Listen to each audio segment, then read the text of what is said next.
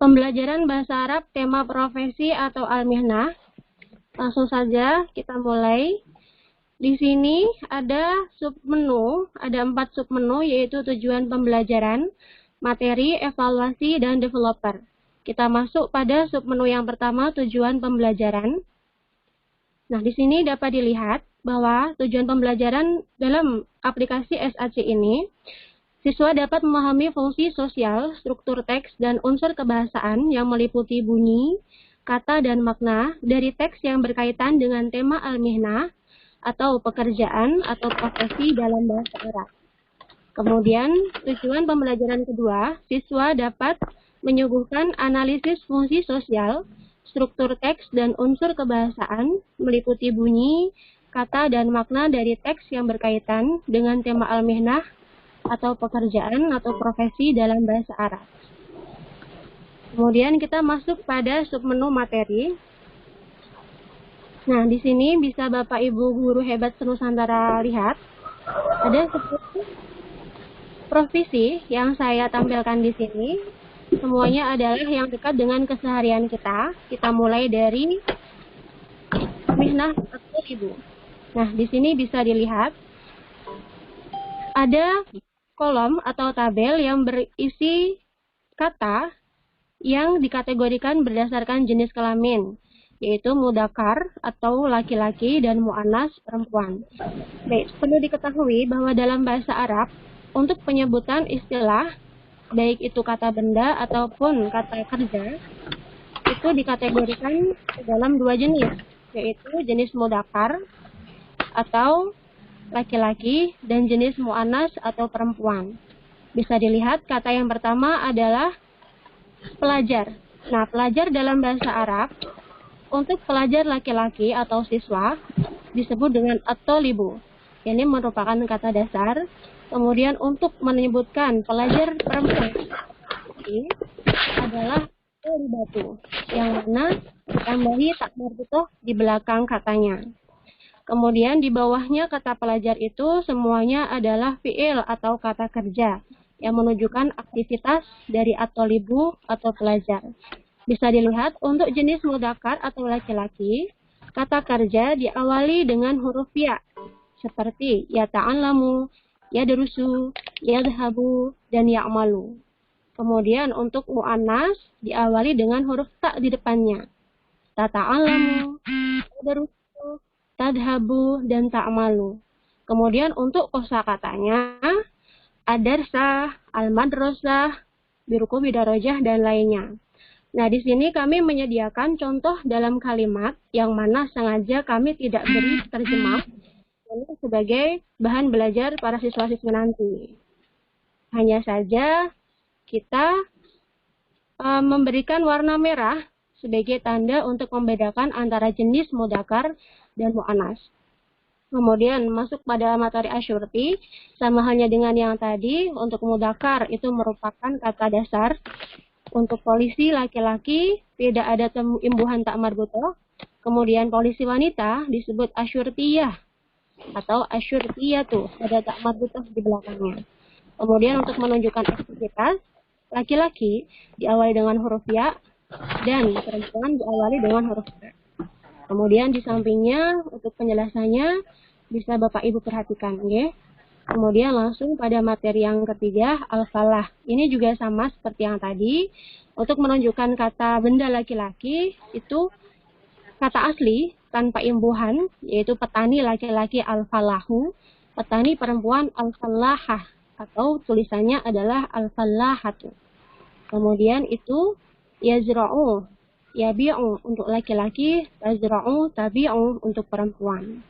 Di situ juga tersedia contoh dalam kalimat. Kemudian untuk at-tabibu juga sama seperti yang tadi, guys. Langsung saja. Kemudian as-sahafiyu juga sama. Di situ ada perbedaan antara jenis laki-laki dan jenis perempuan sama seperti yang lainnya. Kemudian kita beralih ke at-tajir. Nah, di sini at-tajir atau pedagang seperti yang kita tahu banyak ya jenisnya pedagang di Indonesia ataupun di negara lain. Jadi di sini saya tambahin kosakata untuk menunjukkan pedagang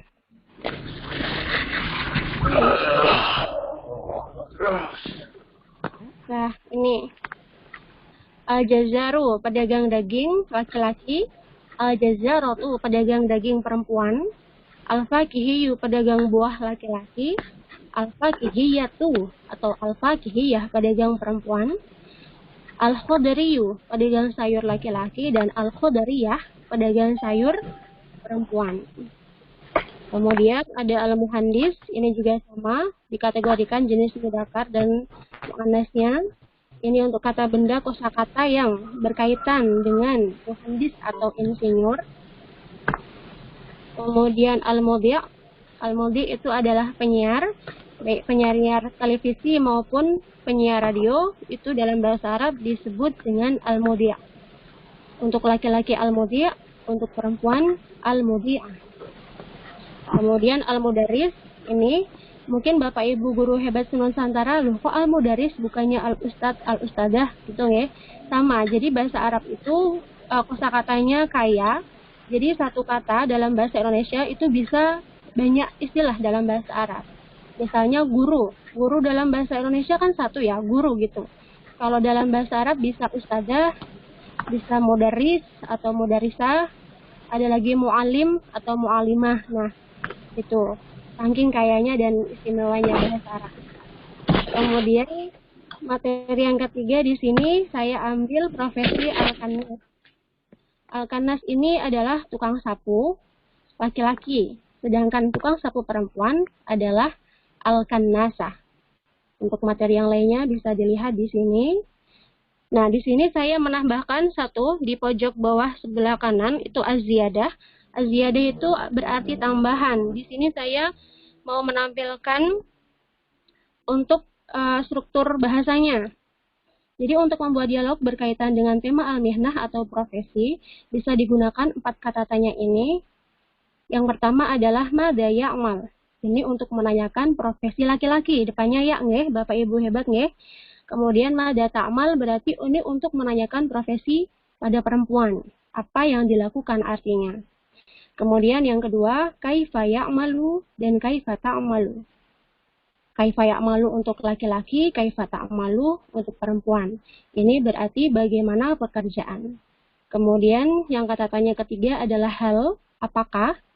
Dan keempat, aina ya'mal. Ini juga untuk laki-laki, aina ta'mal untuk perempuan yang berarti di mana tempat kerja. Nah, di sini saya tampilkan contoh untuk pembuatan kalimat atau juga bisa dialog. Madza ya'malul kannas? Apa yang dilakukan tukang sapu? Nah, otomatis jawabannya adalah menyebutkan aktivitas yang dilakukan oleh tukang sapu. Al-kannasu yaknusu syari' fi shabah. Kemudian pertanyaan yang kedua, kaifa ya'malu syurti? Nah, kaifa ya'mal ini hampir sama dengan madza ya'mal sebenarnya. Cuman beda kata saja. Untuk jawabannya sama untuk menunjukkan aktivitas yang dilakukan suatu profesi.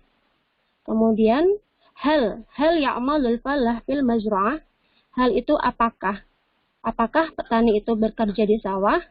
Nah, jika jawabannya na'am, berarti kata sesudahnya atau kalimat sesudahnya itu hanya copy paste saja dari pertanyaan. Di situ pertanyaannya hal ya'malul fallah fil mazra'ah. Berarti jawab saja na'am. Diulangi lagi kalimat tanyanya, kalimat pertanyaannya itu tadi, ya'malul fallah fil mazra'ah. Nah, kemudian saya kasih contoh lagi yang di bawahnya itu hal juga. Hal yudarisu tulab fil fasli. Nah, apakah murid mengajar di kelas? Jelas, ini pertanyaan yang tidak sesuai. Nah, berarti kita jawabnya dengan la. La itu tidak. Tidak, murid belajar di kelas. Nah, ya darusu tulab fil fasli. Nah, ini ada revisi dari jawabannya itu. Dan yang terakhir adalah aina ya'malu tabib. Di mana dokter bekerja? Ya'malu tabib fil mustashfa. Untuk aina ini digunakan untuk menanyakan tempat kerja dari suatu profesi. Nah, kemudian kita masuk pada menu evaluasi. Nah, di sini ada 5 soal yang digunakan sebagai bahan evaluasi. Langsung saja kita masuk pada evaluasi yang pertama. Aina yadrusu thalib? Di mana thalib atau murid belajar?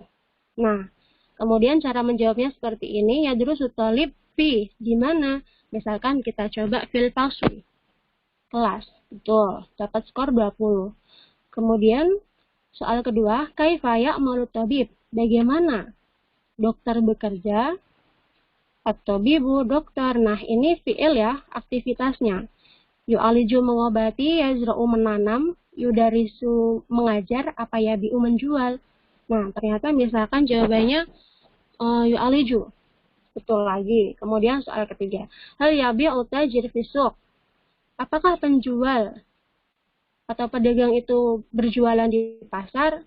Misalnya, siswanya kurang paham, jadi jawabnya V misalkan. Salah ternyata. Kemudian, yabnil mabani. Membangun gedung. Siapa yang membangun gedung? Nah, karena siswanya juga nggak memperhatikan, dia jawab muhandisah. Kemudian, tarjim ila lughatil Indonesia. Terjemahkan ke dalam bahasa Indonesia. Asyurti yunadimul murura fi syawari'. Polisi mengatur lalu lintas di jalan. Nah, di sini saya beri nilai atau slide khusus untuk menampilkan nilai di situ. Misalnya kita mau mengulangi lagi mengerjakan evaluasi, di situ saya kasih penjelasan untuk mereset nilai pada soal pertama jika ingin mengerjakan evaluasi ulang. Coba kita coba ya. Kembali ke menu evaluasi, reset nilai. Nah, demikian untuk evaluasi. Kemudian kita masuk ke developer. Nah, di sini bisa dilihat ini identitas untuk pembuatan SAC ini dari Gumun, kemudian bekerja sama dengan Balai Bahasa Jawa Tengah, Kementerian Pendidikan dan Kebudayaan, yang mana saya berasal dari kelas Bidar Gumun 3 Ki Hajar Dewantoro. Terima kasih. Sekian presentasi pengembangan media aplikasi SAC pada pembelajaran bahasa Arab, tema Al-Mihnah atau profesi. Home. Jadi menu utamanya di sini, langsung bisa klik di sini mawon. Per menu langsung kita klik, nanti akan keluar sesuai dengan kontennya. Nah, ini di sini ada di ujung kiri atas, itu ada menu home. Home itu untuk kembali ke menu tadi. Ini. Nah, kemudian ini misalnya kok nggak mau pencet lewat gambar, itu bisa pakai yang menu next ini. Nah, misalnya tidak mau kembali ke gambar-gambar yang tadi, bisa langsung di next lewat sini, yang di ujung atas ini. Nah, maaf ini kok agak susah kalau yang atas. Ini bisa di atas ini. Kemudian misalnya evaluasi. Nah, ini kita bisa langsung mau lihat soal nomor 5 misal. Agak diklik aja nomor 5. Mau kembali ke soal lagi. Nah, agak.